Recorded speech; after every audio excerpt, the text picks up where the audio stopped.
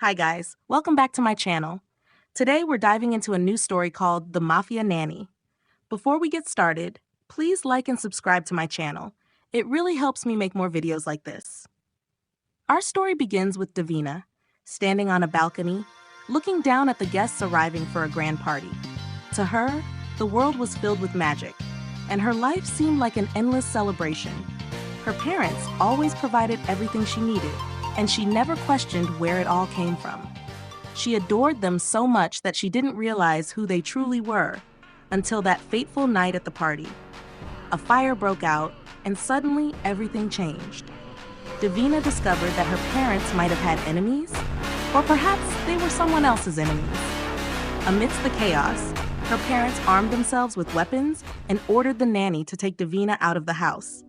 The nanny carried her to safety, and by the time the sun rose, everything had turned to ashes. Her home was gone, and her parents had died in the fire. The nanny asked Davina to come with her, promising to make her stronger than her enemies. Davina wanted to know if she could ever be as strong as her nanny, but the nanny's primary job was to care for children. However, she assured Davina that she would teach her to protect others like herself, who had also become orphans. Davina finally understood what she meant, and we see a time skip of 8 years. Now at the Elite Nanny Academy, or ENA, Davina had been training to build her strength. Mrs. Bremerton, the nanny who saved her, had taken her in and raised her. She had become the headmistress of the ENA, and Davina was finally ready for her first assignment. The headmistress, Mrs. Bremerton, mentions that Mr. Angelini's proposal is incredibly generous.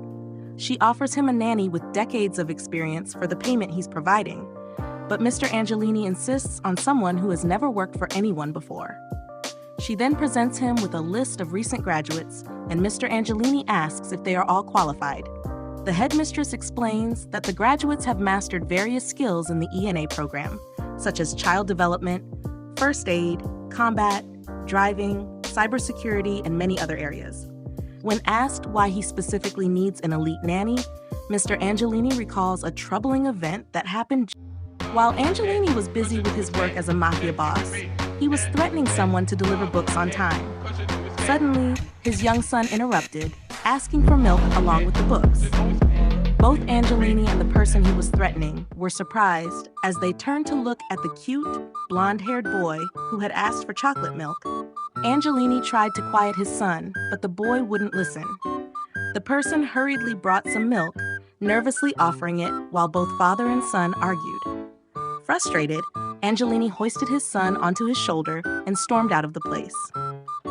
Back in the present, Angelini explains to the headmistress that his son's mother has passed away and that his work does not provide childcare. The headmistress inquires about the specific qualifications he's looking for in a nanny. Angelini slides a profile sheet toward her, and she is surprised to see it belongs to Davina. Though Davina's specialty was in cybersecurity, not a typical skill needed for a child's nanny, Angelini is adamant that she is the one he wants. The headmistress tries to recommend other nannies, but for some reason, he insists on Davina. Meanwhile, Davina enters the headmistress's office, excited to hear she's finally been assigned to a job. However, the headmistress clarifies that she didn't choose her for the job. She was specifically selected by the client himself. She then reveals that the client is Gabriel Angelini. Hearing the name, Davina is suddenly reminded of an old news article about the fire at her family home. It was rumored that the Angelinis were responsible for the fire, though nothing had ever been proven. Seeing Angelini's file brings back memories of the infamous Mafia family. Noticing Davina's reaction, the headmistress, who feels sympathy for her, tries to convince her not to take the assignment. But Davina is determined. She feels she owes everything to the headmistress, and this could be her only chance to find out the truth about what happened that tragic night. Davina accepts the offer, and the headmistress asks if she is doing it for the right reasons. Davina firmly responds that the child needs protection, and she's the best person for the job. But if she happens to learn more about the fire along the way, it would only be a bonus. Gabriel approached the headmistress with a sharp gaze, asking if she had signed the contract.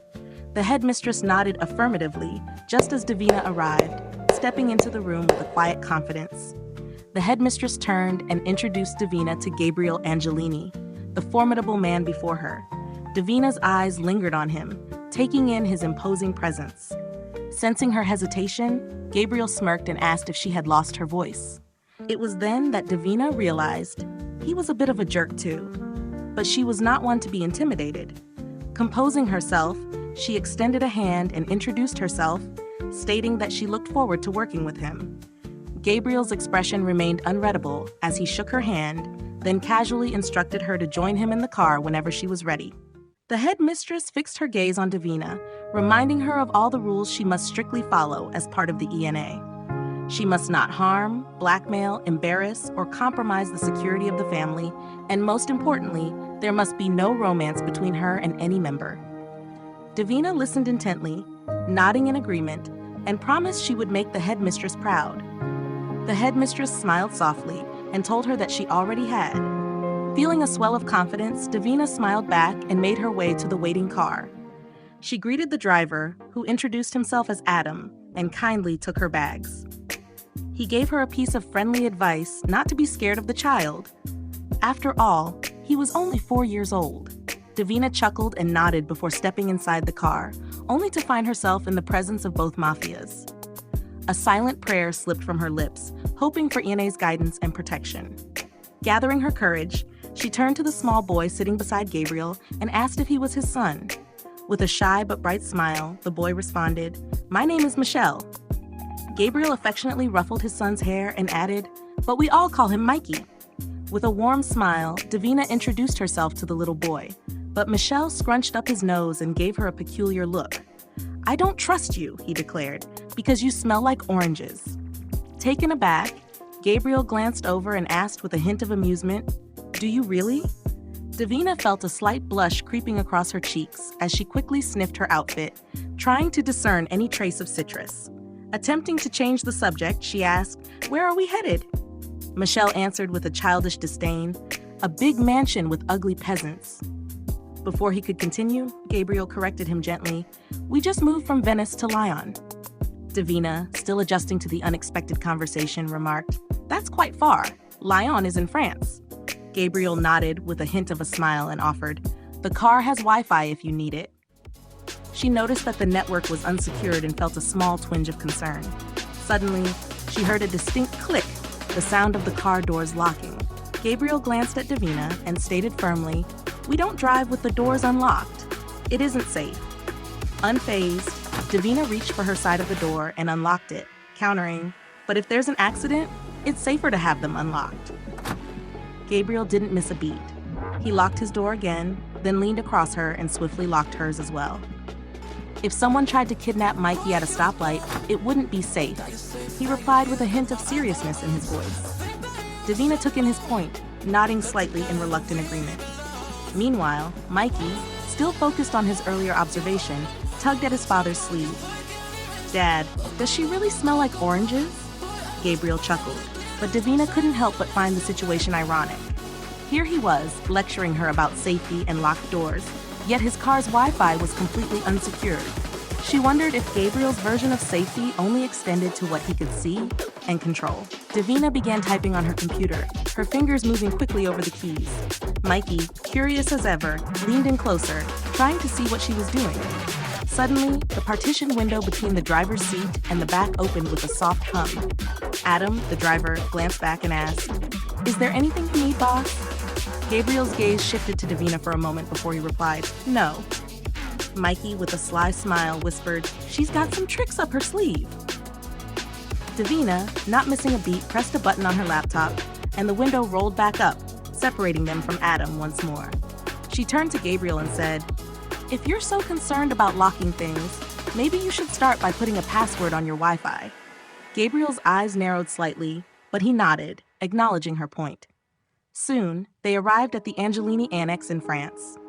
Adam informed Davina to follow Mr. Angelini while he would take care of her bags. As Davina stepped out, she looked around the mansion. It wasn't what she had expected. There were no security cameras or bodyguards in sight. Gabriel led her inside, gesturing up the stairs. "Your room is upstairs," he told her. Turning to his son, he added, "Mikey, from now on, you'll be with Davina." Confused and upset, Mikey clung to his father. "I don't want to leave you, Dad," he protested. Gabriel's expression softened slightly. Starting today, you'll need to go to Deina for everything, he explained, and you won't be coming with me on the job anymore. Anger flashed across Mikey's face. He threw his chocolate milk onto the floor, the liquids splashing across the tiles, before storming out of the mansion. Gabriel watched him go, a flicker of pain in his eyes. He's had a hard time without his mother, he murmured. Deina nodded, understanding. I can see that, she said quietly. She hesitated before asking, does he know about your job? Gabriel turned to her, his expression unreadable. Do you? He countered. Deina met his gaze evenly. I read the news. I know what you really are. Gabriel's lips curved into a slight smile. That makes things easier for me, he replied, a hint of approval in his tone. Gabriel's voice was steady as he revealed, I am the underboss of the Angelini Mafia. Deina knew what that meant. He was the number 2, the right hand of the Don. A powerful position, but also a dangerous one. I have more enemies than I can count, he continued, and they would do anything to get their hands on my son, the next heir. Gabriel then explained Deina's role. She was to protect Mikey, to ensure his safety above all else. If that's all, he added, there won't be any problems. Sensing there was more, Deina asked, what other duties will I have? She began listing the various responsibilities she could manage, but Gabriel cut her off, saying it wouldn't be necessary. Her only job was to protect Mikey, but Deina was insistent. Childcare is about looking after many things, not just the child, she countered. Gabriel moved closer, leaning in until his lips were near her ear. His voice dropped to a cold, sharp tone as he clarified, maybe I wasn't clear. Your only duty is to never let my son out of your sight. A chill ran down Deina's spine as she realized her mistake. Her eyes widened in panic as she noticed Mikey was no longer there.